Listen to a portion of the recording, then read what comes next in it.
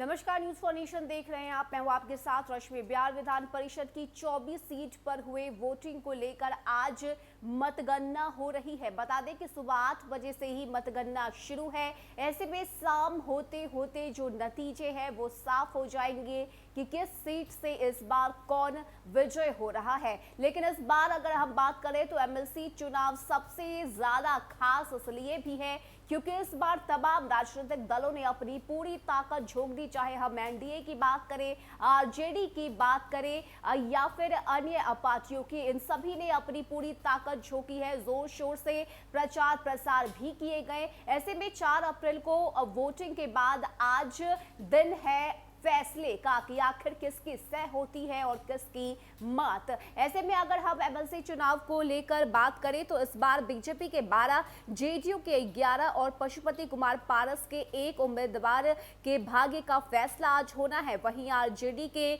23 और 1 लेफ्ट के उम्मीदवार के भाग्य का फैसला होगा। इसके अलावा कांग्रेस, वीआईपी और चिराग पासवान की पार्टी भी अपनी जीत को लेकर दावे कर रही है। दूसरी तरफ कई निर्दलीय प्रत्याशी भी अपनी जीत के लिए अस्वस्थ नजर आ रहे हैं। इसके साथ ही बता दें कि 4 अप्रैल को बिहार विधान परिषद की 24 सीटों पर वोटिंग हुई थी, जिसमें चुनाव के परसेंटेज की अगर हम बात करें तो 97.84% मतदान हुआ। वहीं 12 सीटों पर 99% या इससे अधिक वोटिंग हुई। कुल मिलाकर 185 उम्मीदवारों के भाग्य का फैसला हो जाएगा। चुनाव बैलेट से हुआ है। इसके साथ ही काउंटिंग के दौरान किसी प्रकार की गड़बड़ी ना हो, इसके लिए प्रशासन की तरफ से कड़ी सुरक्षा का ख्याल भी रखा गया है। बता दें कि विधान परिषद चुनाव की मतगणना, बिहार एमएलसी चुनाव में मतगणना की जो प्रक्रिया है वो अन्य चुनाव की तुलना में थोड़ी सी अलग होती है। इसमें भी 14 टेबल बनाए जाते हैं, सुरक्षा के कड़े इंतजाम किए जाते हैं।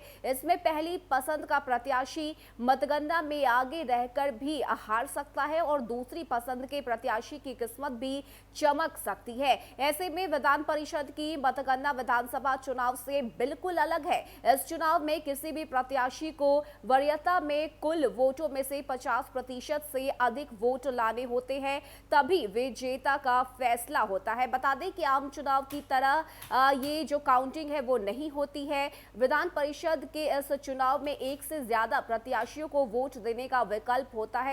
बैलेट पेपर पर वरीयता क्रम में अपनी पसंद का चुनाव करना होता है। पहले प्रथम वरीयता के वोट की गिनती होती है और प्रत्याशी को जीत के लिए कुल वोटों में से 50% से अधिक वोट लाना होता है। यदि 50% से अधिक वोट नहीं मिला तो फिर दूसरी वरीयता के वोटों की गिनती होती है और सबसे कम प्रथम वरीयता के वोट लाने वाले प्रत्याशी को हटा दिया जाता है। उसके बैलेट पेपर में मिली दूसरे वरीयता के वोट को संबंधित प्रत्याशी के वोट से जोड़ दिया जाता है। इसके साथ ही वोटों की गिनती की प्रक्रिया तब तक चलती है जब तक 50% से एक भी अधिक वोट नहीं आ जाता और इसके कारण मतगणना में अधिक समय लग जाता है। ऐसे में आरा और बक्सर से सबसे पहले रिजल्ट आने की उम्मीद है, लेकिन ये जरूर कहा जा सकता है कि शाम होते होते जो नतीजे हैं वो साफ हो जाएंगे कि किस सीट से इस बार कौन विजय हो रहा है। अब देखने वाली बात होती है कि इस बार जिस तरह से तमाम राजनीतिक दलों ने अपनी पूरी ताकत लगाई थी, ऐसे में चुनावी परिणाम क्या होते हैं।